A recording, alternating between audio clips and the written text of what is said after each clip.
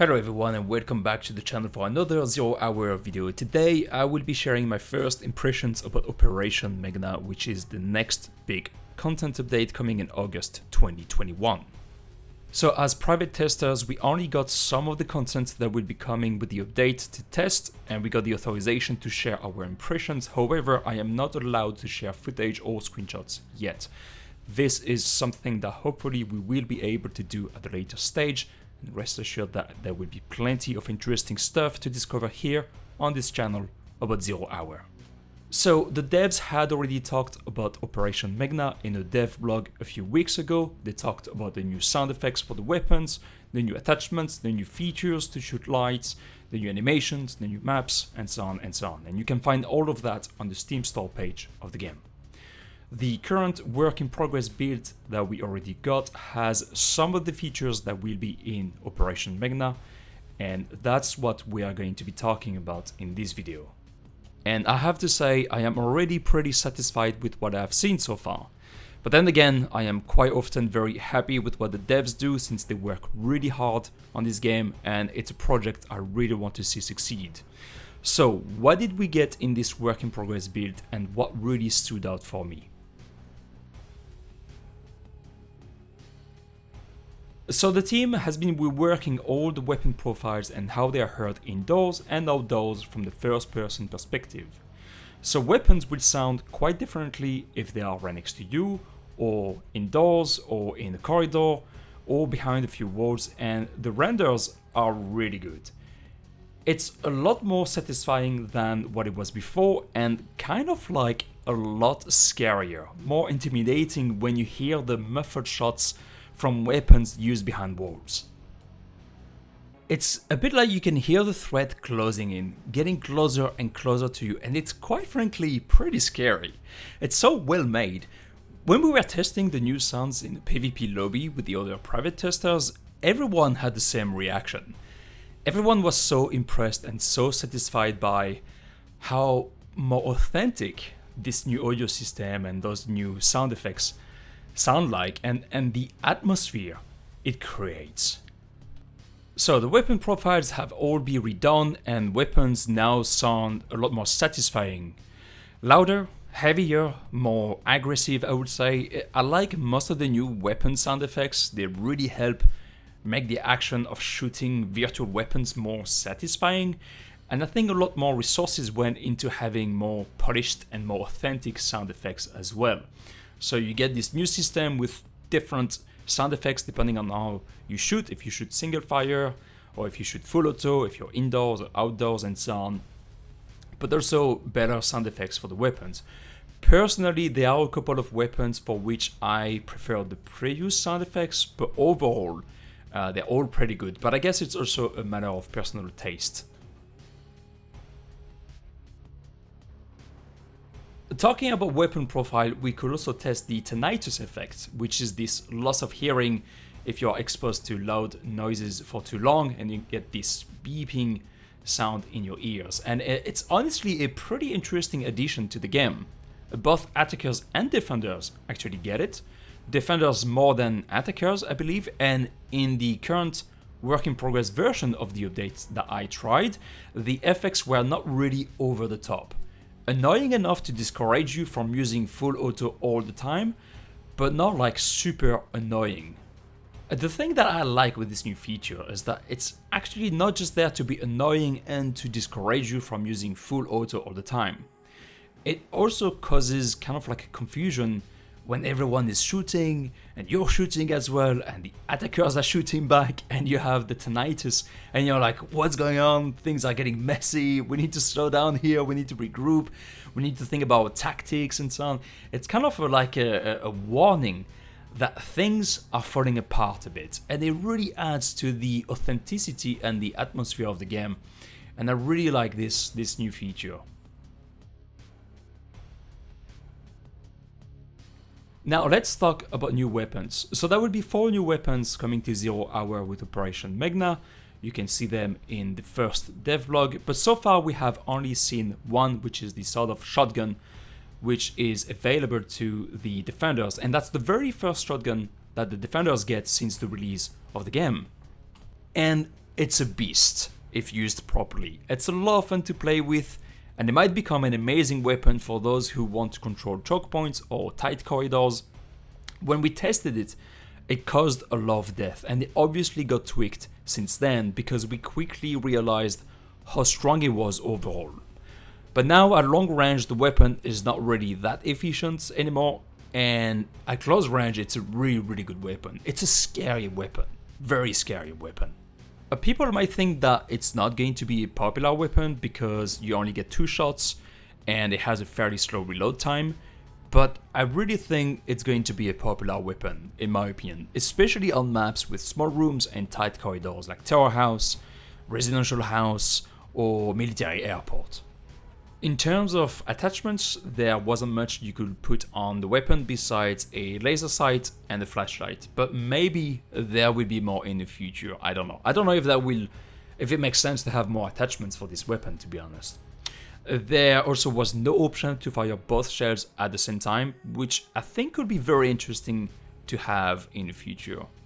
But overall, the weapon is fun to play. I think it's a lot more balanced now. The fire and the reload animations look great, it sounds great, and honestly it's a lot of fun to play with this weapon, and it was about time for the defenders to finally have a shotgun weapon.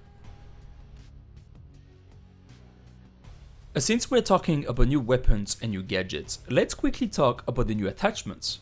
The work in progress build included the new pressure pads, which basically automatically activates your flashlight or your laser sights when you're in or out of ADS.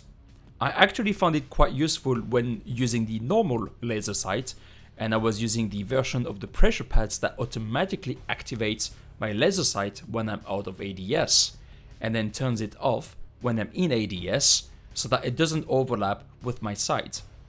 We also got a few new sights, but more importantly, grips are coming to 0 hour. We only had a couple of grips in the work in progress version of the build, and they were for the M4.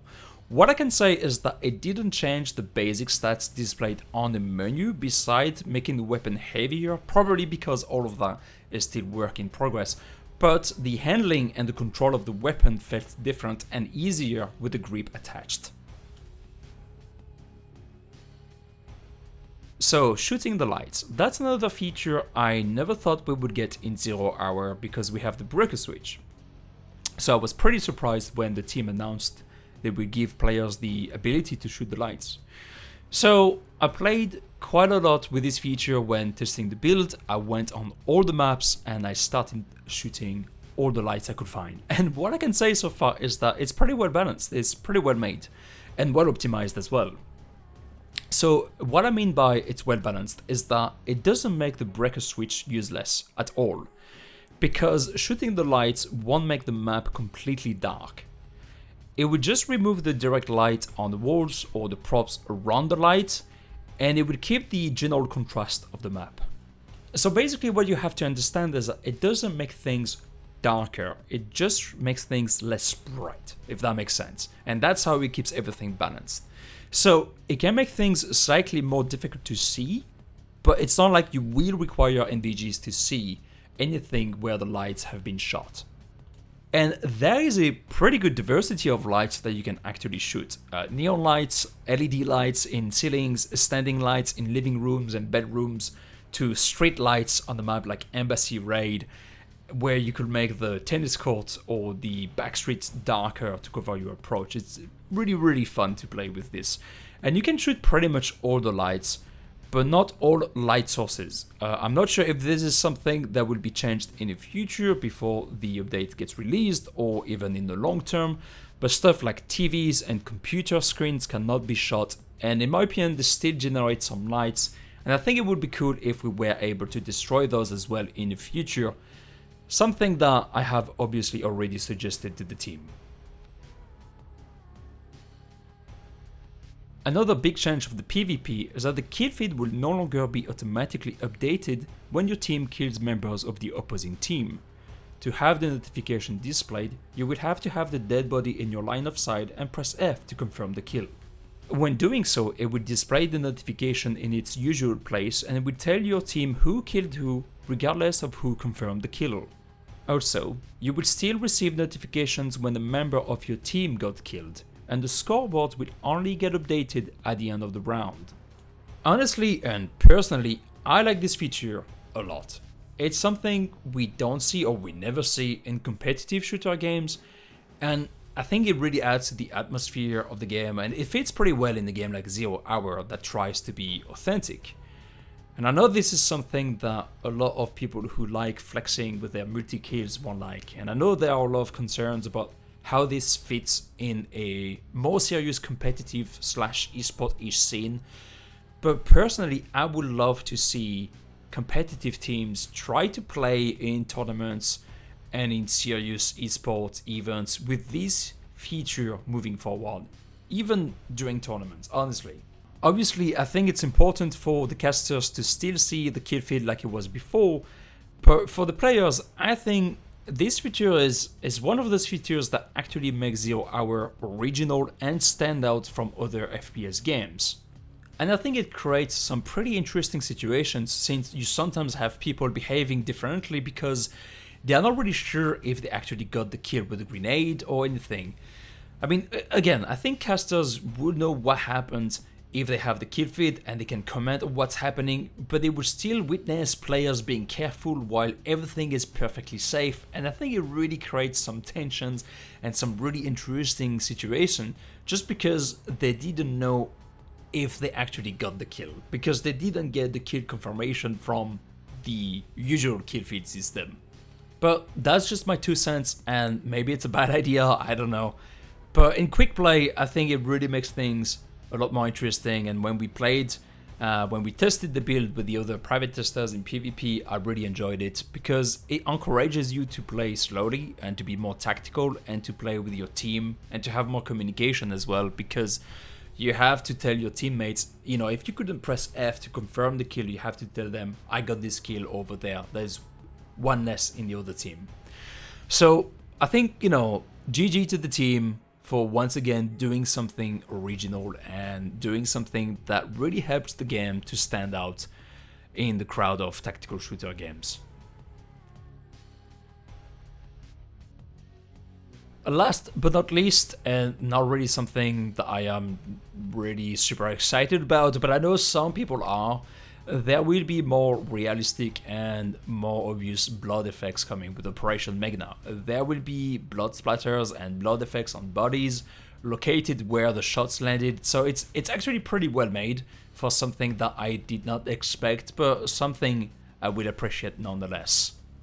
There were a couple of other things that were being developed at the time of recording, mostly the inventory system, and I am not going to be talking too much about it because it's still work in progress and I haven't had the time or a lot of opportunity to test it properly, so it wouldn't be fair for me to share my impressions yet. What I would say is that I've seen the interface in the game, it's neat, it's clear, it's simple but convenient, and I will most definitely share more information about that as we get closer to the release of the update. To conclude, what we have seen so far of Operation Meghna in this work in progress build looks really good, and once again includes a lot of big new features that will improve how you play the game. This update is clearly developed with the same mindset that the team had when they were working on Operation Black Dawn. Make a big update with tons of amazing improvements and new features that are going to take the game to a whole new level. I've said it before, I'm saying it again, and I will keep saying it, 0 Hour is going to be a top tier authentic tactical shooter game, and I'm really looking forward to this next update. If you're looking forward to this update as much as I am as well, click that like button and subscribe to support the channel. My name is R.O.D.E, thanks again for watching, and I will see you next time.